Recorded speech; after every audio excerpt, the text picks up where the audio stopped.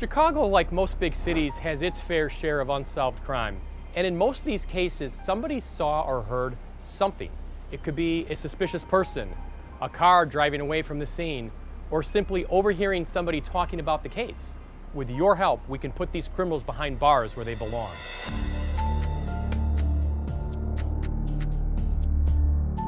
Here in Chicago, we have too many unsolved murders. We need your help.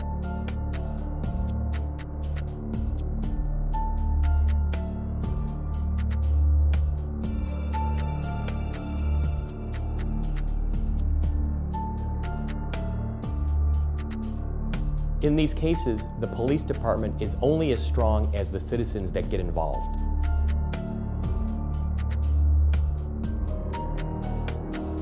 Oftentimes, all the detectives need is a tip, a start.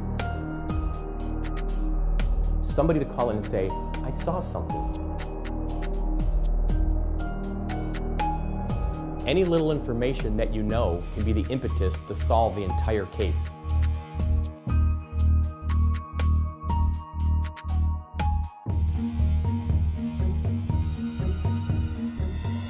On tonight's episode, we'll be taking a look at the case of 46-year-old Jeff LaLond. On the evening of January 6, 2017, Jeff was playing a game on a tablet in the garage of the house where he lived with his parents. His mother heard gunshots, entered the garage, and saw a suspect fleeing and her son on the ground bleeding. Jeff had been shot. Here's his story. He was absolutely a delightful child. He was our youngest. He liked to laugh, he liked to play pranks, he liked to do tricks and have tricks done on him. He was always smiling, always lit up a room when he came in. As a child, he played sports, ran track, was always very active. One thing that was amazing about Jeff was he was a natural at whenever he wanted to do. It didn't matter if it was sports or playing the piano.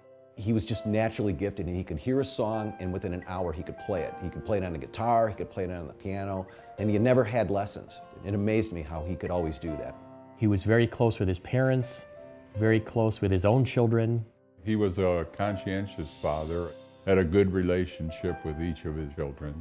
Our favorite thing to ever do was either throw football or hacky sack. The hacky sack was something that he, even at his age, he would still master it. He taught me a lot of that, and that actually helped because now I'm in a soccer league, and knowing how to play around it, how to touch the ball and everything is learned from hacky sack. It was phenomenal. He was always very active with the kids, and one of the kids he played online gaming with, and so each night he actually would play with his oldest son. Gaming was something that he did perfect. I mean, every single game he played, he knew how to play. If he didn't know how to play, he would learn how to play it. He had one game where he played, it was a strategic alliance game where he played that one on the phone. Him and I would play some of the more role-playing games online, and many times we'd call each other and we'd talk about it, and it was nice. He was very likable, and a lot of people really cared for him. He was supportive of his friends and his family. He worked at a chemical processing plant where he did good work and was well liked.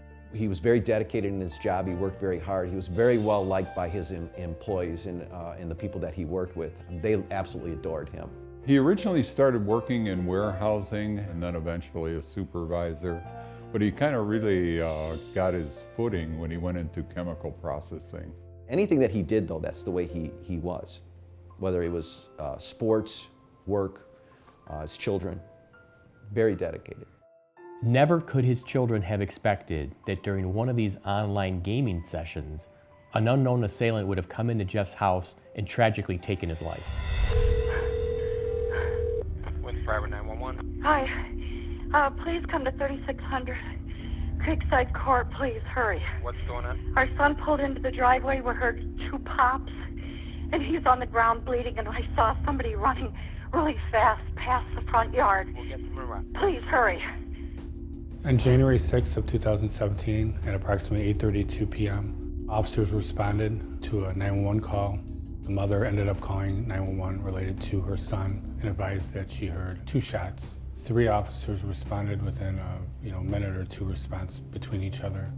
They observed a male subject, which later ended up being identified as Jeff LaLond, 46-year-old male, was in a fetal position and was bleeding.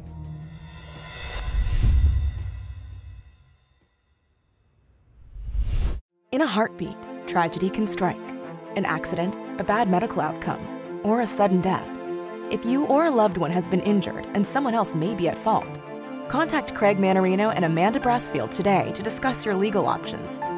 For nearly 20 years, we have represented individuals and their families for injuries caused by carelessness and negligence. And now, we would like to help you. Call Craig and Amanda at 312-782-2573. Let us help you today.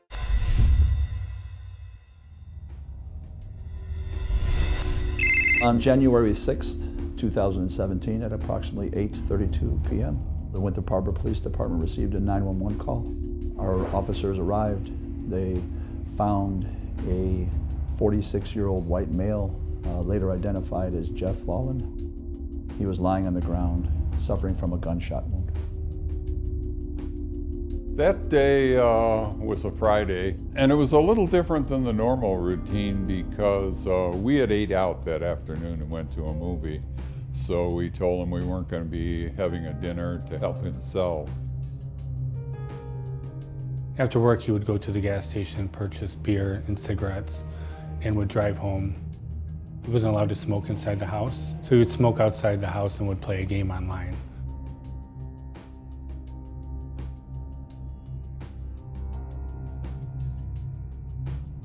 He would often sit in his car and smoke as he chatted and played games with his kids.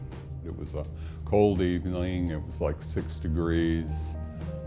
Heaters on in his car. Got his game board going. Probably smoking a cigarette with an open beer in the console, but he's sitting in his driveway, so life is good.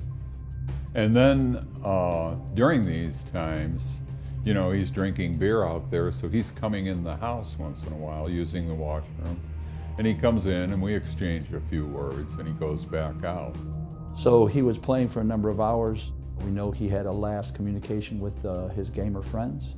He then also had last communication with his son and told his son that he was going to drink one more beer and have another cigarette and call it a night. And once his son and he finished their communication, it was 10 to 15 minutes later when the mother heard the 2 shots. I was in the living room. Mike came in to sit down and watch TV. She's on one couch on one side and I'm on the couch on the other, and we're sitting watching TV. And we hear a crack sound. What the heck is that sound? Then shortly after, probably 20 seconds or so later, we hear another crack sound. We jump up at this point.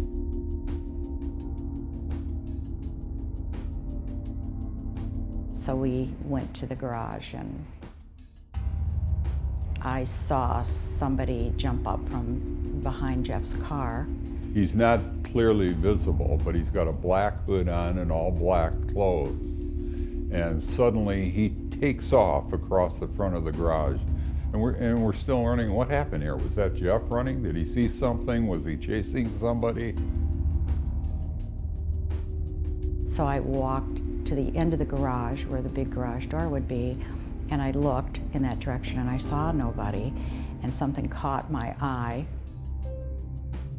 She went around the vehicle where she saw her son Jeff had collapsed, having been fatally shot. And she screams and I come out. And I go over there. And I tell her to call 911 and get an ambulance. And that was when we found him. She ran back in the house, immediately called 911 and asked for help, that her son had been shot and he was in need of medical assistance. 3 officers responded within a minute or 2 response between each other.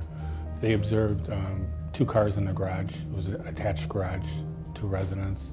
They attempted to do like a medical assessment and to treat him for the life-threatening injury. He was not moving at that point at all. They kind of took over and took us out of the garage A flood of police came in, the ambulance came in, everybody was on the scene, and they were holding us in our house so that we couldn't come out there. And I was concerned about how bad he was hurt, and I was hopeful.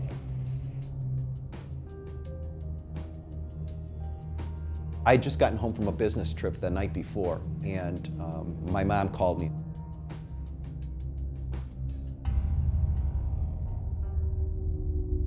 As soon as she said, Michael, I realized something was wrong. She says, your brother was killed. And I stopped, and I said to her, I says, excuse me? And I didn't hear you. And because I couldn't process what she had just said, and she says, I'm at the hotel. Your brother was murdered last night. I woke up in the morning with my sister calling me. She's crying in the background. I didn't know if they got in an accident, what happened. I never expected to hear a call like this.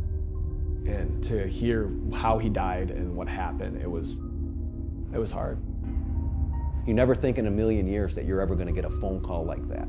I just didn't know what to do originally. I stopped, and then I realized that I had to, go and help them, but it was devastating.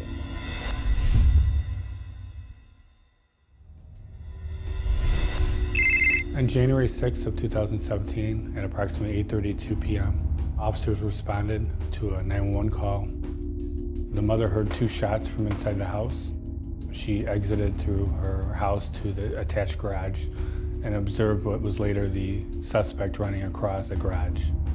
She circled back around the vehicle and observed her son, Jeff LaLond, 46-year-old male, was deceased in a fetal position just outside the driver's door.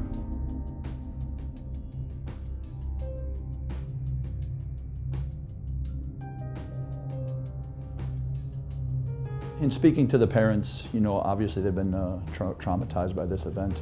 I mean, the mother is the one who exited the house. She went and found her son's body as he was bleeding to death on the garage floor. It haunts me every day. It haunts me every single day. I go over and over and over that scene in that garage many times a day. And the fact that he's just gone has just absolutely broken my heart.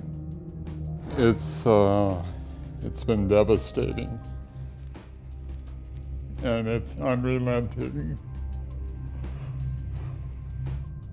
I was called out as an investigative standpoint. We set up a perimeter. We ended up doing a neighborhood canvass, which is common during crime scenes, where we just, try to obtain information, the eyewitnesses, identify them, and then go from there to further investigation.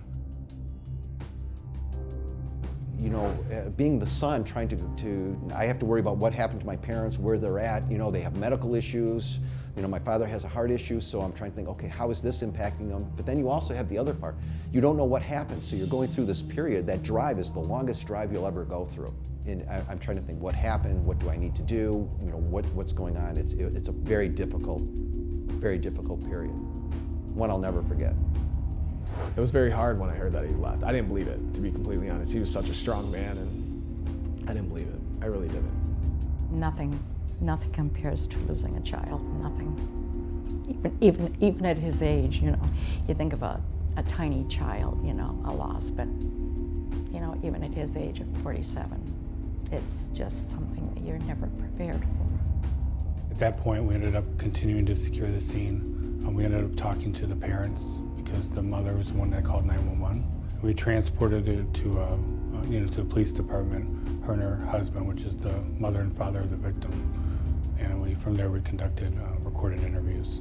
Winthrop Harbor Police Department belongs to the Lake County Major Crimes Task Force, which is a task force consisting of municipalities throughout Lake County, Illinois. So they were called out. Their investigators and their evidence technician division came out and processed the scene. It was the hardest thing hearing my grandma tell me about what happened. And I remember the way that she would talk over the phone. I've never heard my grandma have such a down low, like she feels like, it sounded to me like she was sick and dying. That's how bad it was, like how emotional she was. The killing of Jeff LaLond is a tragedy for his family and friends. only made worse by the fact that the crime remains unsolved over a year later. It occurred near the intersection of 13th and Creekside Court. It's a residential area. It's normally a quiet area. It's a small subdivision, and there's probably roughly, and I'm just guessing, probably approximately 30 houses. You never think that it will happen to you. You read about it and you hear about it, but when it happens, it's different. It's all encompassing. I don't sleep at night. I'm up half the night thinking about the whole thing again, over and over.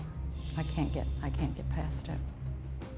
I kept on thinking of what happened, and for the longest time it haunted me in my sleep. It really did. It was something that I woke up in the middle of the night just worrying about, crying about. It was really hard. So far we've been conducting actually overwhelming interviews. We've had probably 200 plus subpoenas, whether that be locations, Southside Tower location search warrants. We've probably executed between 10 to 20 search warrants. Obviously, throughout this entire event, they have tried to do everything they can, but they're two parents who, love their son. He was a father of 7 children, and loved by his, co-workers and his family. And it's been very, very difficult for them to know that this crime has not been solved.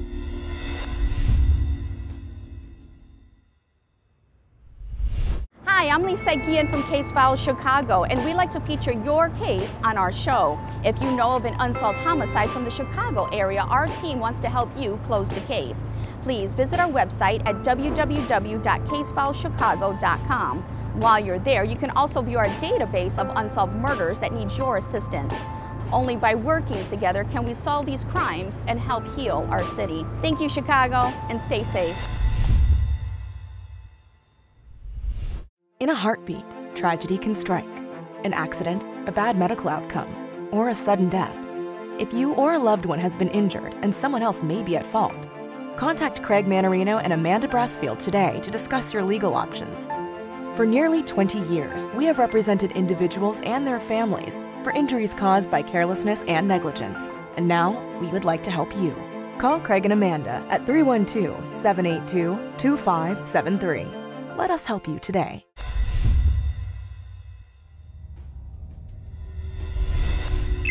Through this investigation, we have communicated with the family.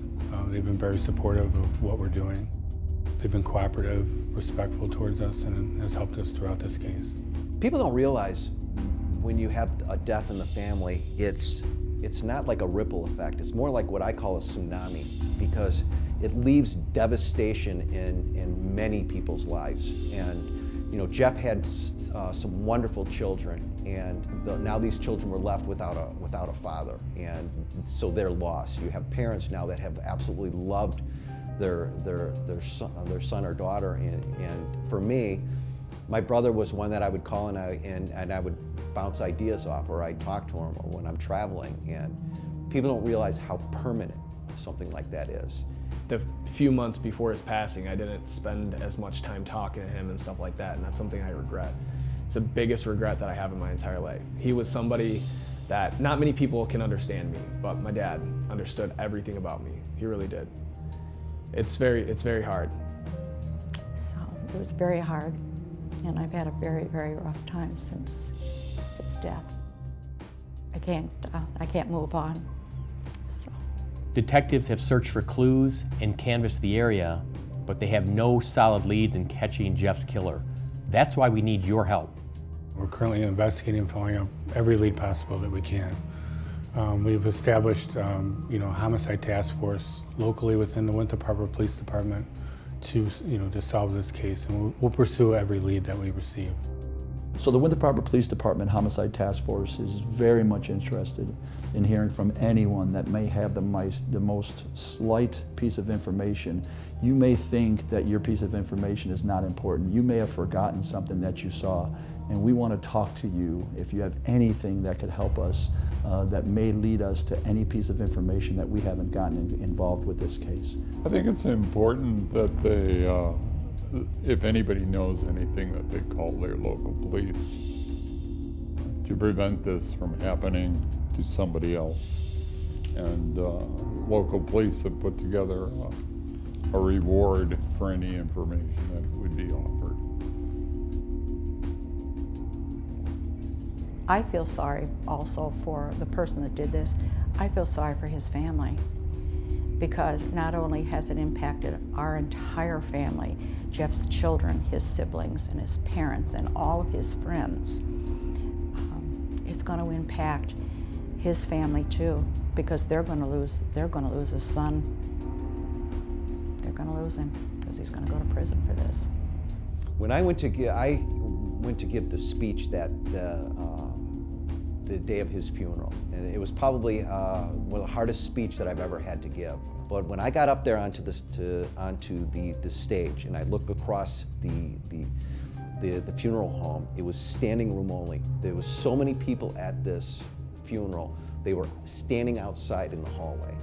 And when I got up there and to be able to get through that, and I saw that, it helped me get through what I had to say, just because I could not believe there was that many people from our childhood that we haven't talked to in 20, 25 years that showed up to show their support. It actually made the speech a lot easier.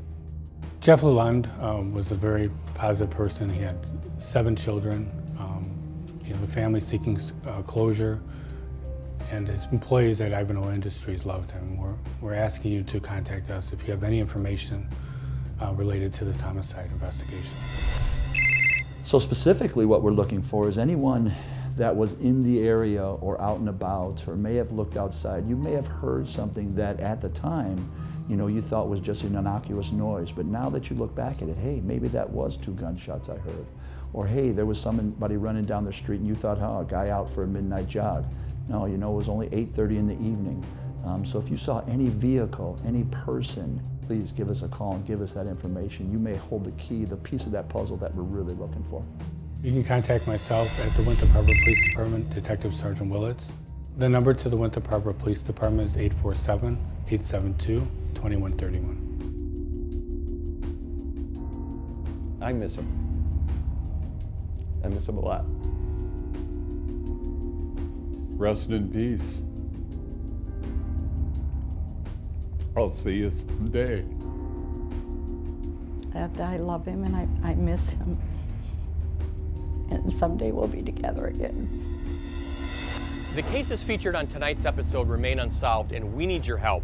If you have any information on tonight's episode or any of the cases featured on the show, please give the detectives a call. We need our communities to come together so we can take back our streets and make our neighborhoods safe again.